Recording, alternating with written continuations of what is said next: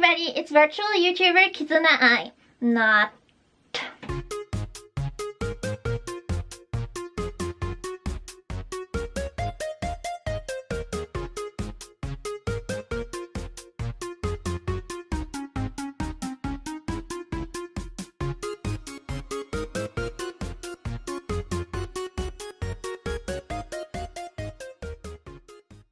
Step 1. So we're not gonna put the wig on yet. First we'll have to do our foundation, but before we do our foundation, I recommend you guys to put in your contact lenses. Putting the contact lenses in after the foundation is just less messier and more practical. Put them in safely. I take my thumb and pull down the lower lid, then the upper lid with my pointy finger. We haven't applied any makeup yet, but our eyes already look so much bigger. Just wait how big they will get after we apply the makeup. So if you decide to do the cosplay, you don't necessarily need circle lenses, because I know it's really hard to get them outside of Japan. So if you do your makeup right, just normal contact lenses, green ones like Kizuna Ai's eyes, then yeah, that will work. Especially with the makeup that I'm going to show you right now. So because Kizuna is basically a 3D character, she doesn't have any pores. So what do we inferior humans do?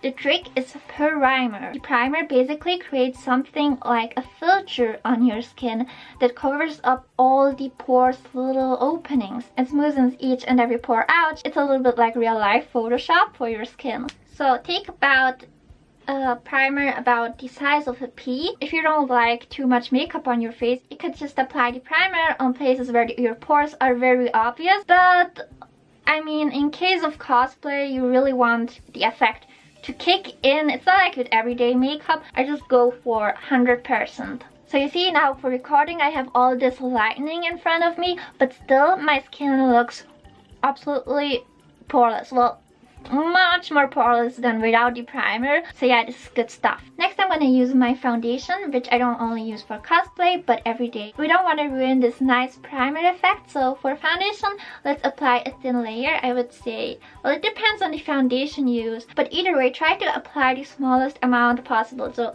just first take out only a tiny squeeze of your foundation and try to spread it as wide as possible across your face. And if you have a large foundation brush like this here, about a little bit more than an inch, then this should be much easier done than said. Just try to spread this small amount of foundation as wide as possible so we can preserve the effect of the primer. As you can see, I'm starting here on the corner of my nose and under my eye, and then go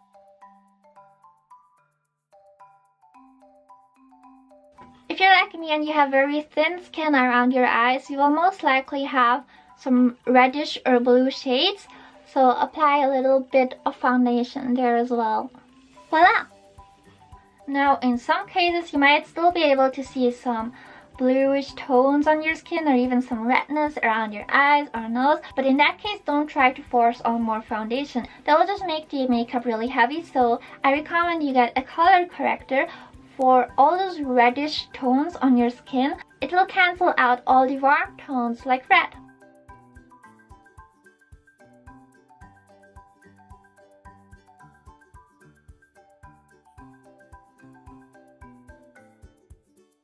In discolorations of cooler shades, so blue or purple, I recommend to use a warm color like pink. Make sure to apply the color corrector only on the spots where you want to correct the color. Here under my eyes I have to be especially careful. So the next step would be concealer. Now you see I've used this one up quite a bit, but thanks to the color corrector we just used, we only need a small amount of concealer. I'm applying it right under my waterline to really just cover up what needs to be covered up. And remember, the more dense your concealer is, the smaller the area you applied on, because you can still expand the area by blending with your fingers or a sponge.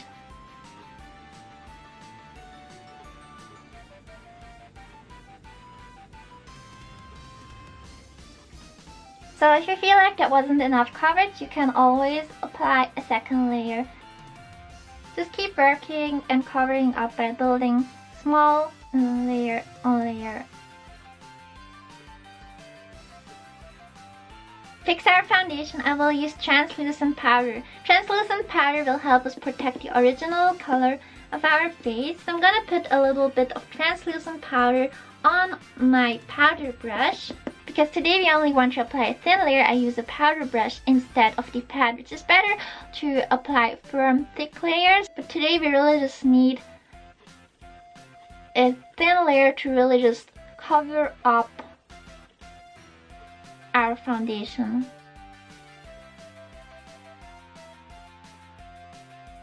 Don't forget your jawline and the area under your chin.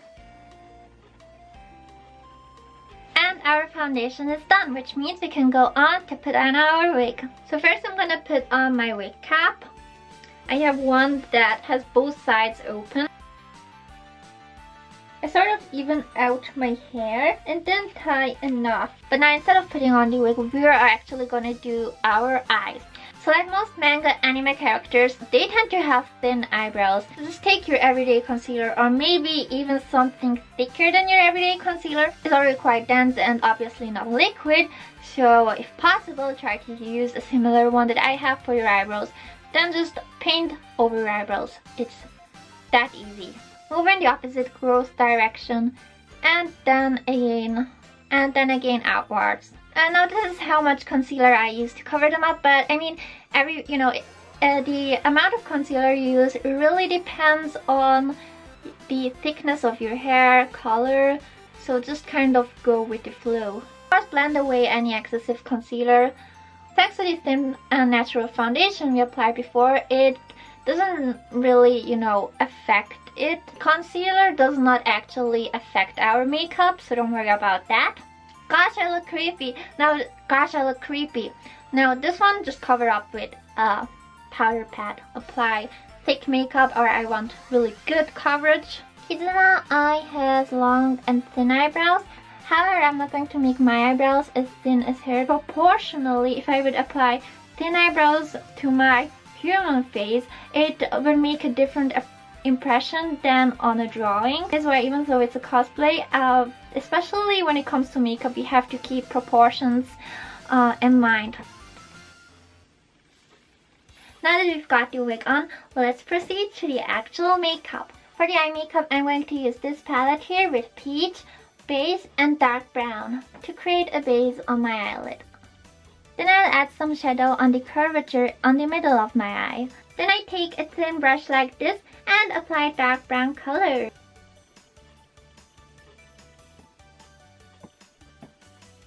And line the space under my pupil with a black pencil. See how this technique made my eyes a lot rounder? Then with the same black pencil, start lining your eye line. Start in the middle and make your line thicker as you go outwards.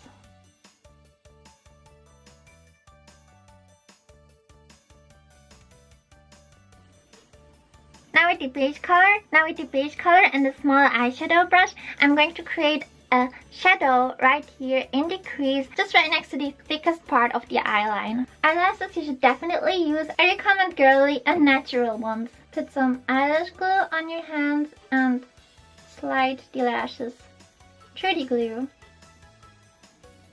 Now take any mascara, it doesn't have to be a special one, to blend your natural lashes with the fake ones together. For the lips, I'm going to take my concealer again and cover them up to make them look a bit smaller. Add some orange lip tint on the space where you didn't put concealer. Apply a pink blush here right under my eye using just one finger. An orange blush on a much wider area and extend the area where the pink blush is. Here you can get natural looking blushing cheeks. Of course, even with all that makeup and this costume, we just can't get close enough to Kizuna Ai's cuteness, but it's closer than before. Well, anyway, today, as you can see, I decided to challenge Kizuna Ai and beat her in cuteness. Thank you for watching and see you soon. Bye bye boo.